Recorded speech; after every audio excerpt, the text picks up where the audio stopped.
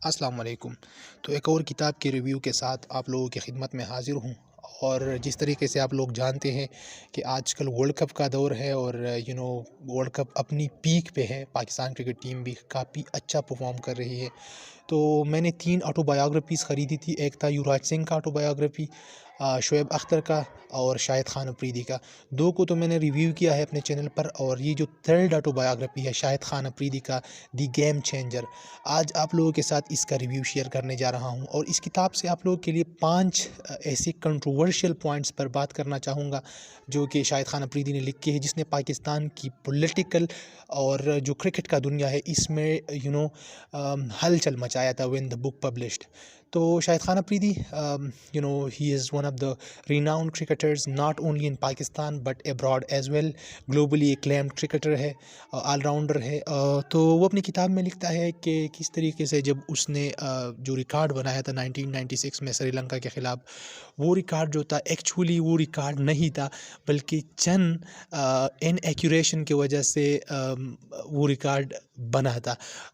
آپ کو سمجھاتا ہوں کہ وہ ان ایکوریسیز کیا تھی۔ جس طریقے سے شاہد خان افریدی نے لکھا ہے کہ اس ریکارڈ میں یہ بتایا گیا تھا کہ Shahid Afridi was the youngest cricketer in the world who has made that century on 37 balls only. تو وہ لکھتا ہے کہ نہیں، میں 16 سال کا نہیں بلکہ 19 سال کا تھا جب وہ ریکارڈ بنا تھا۔ پھر آگے وہ اپنی کتاب میں لکھتا ہے کہ کس طریقے سے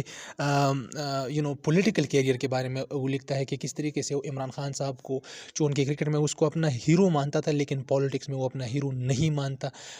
ڈیو ٹو ہیز اسٹبرنس اور اس کی جو پالیسیز ہے اس کے بنا پر۔ اور آپ نے دیکھا ہوگا کہ شاہد خان افریدی کی کافی کلوز تعلقات ہے ود PPPs کا جو رہنما ہے آج کل بلاول بھٹو زرداری صاحب کے ساتھ۔ پھر اپنی کتاب میں وہ آگے لکھتا ہے کہ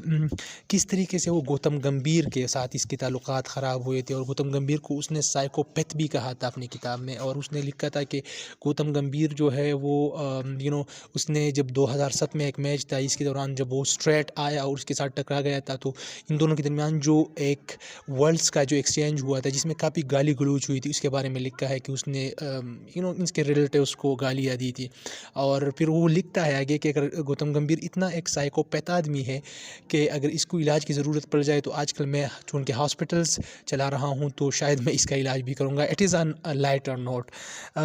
پھر آگے اپنی کتاب میں اس نے جو 2010 میں اسپاٹ فکسنگ ہوا تھا، جس میں مظہر مجید نامی ایک بندہ انوالوڈ جس نے سلمان بٹ، عامر اور آصف کو جو تھا اس کو چند پیسوں کے اس پاکستان سے میچ ہروانے کا کہا تھا، تو اس کے بارے میں کافی لکھا ہے۔ اور اس نے لکھا ہے کہ میں نے میرا ایک دوست تھا جو کہ بہت بڑی برانڈ کا مالک ہے، اور مظہر مجید کا موبائل اس کے چھوٹے بیٹے نے ایک دن پانی میں گرایا تھا، اور اس کے بعد وہ موبائل ایک ریپیئرنگ کمپنی کے پاس گیا تھا، جس کے بعد جب اس میں میسیجز ریکور ہوئی تو جس میں پاکستان کے کھلاڑیوں کے ساتھ اس کے میسیجز کا ایکسچینج ہوا تھا، وہ لکھتا ہے کہ میں نے وقار یونس کو سمجھایا تھا کہ یار یہ بندہ جو ہے یہ ایسا کام کرنے والا ہے، لیکن وقار یونس نے میرا بات نہیں مانا، اور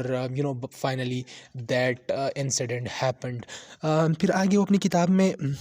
جاوید میداد صاحب کے بارے میں لکھتا ہے کہ جاوید میداد صاحب جتنا بڑا کرکٹر تھا اتنا وہ چھوٹا آدمی ہے، پٹھی کرکٹر اس کو کہا ہے اس نے، اور اس نے کہا تھا کہ جب چنئی میں پاکستان کا انڈیا کے ساتھ ٹیسٹ میچ ہو رہا تھا